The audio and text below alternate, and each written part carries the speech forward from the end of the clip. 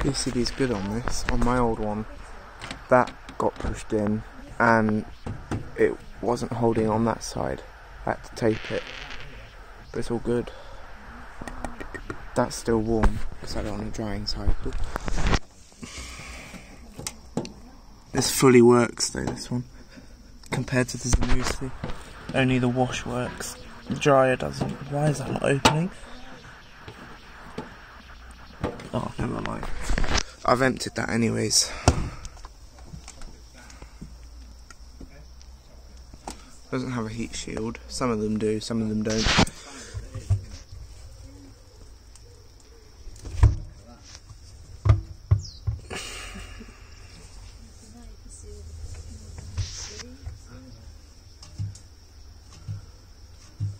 That drum's not relatively hot, to be fair. It was only on low heat.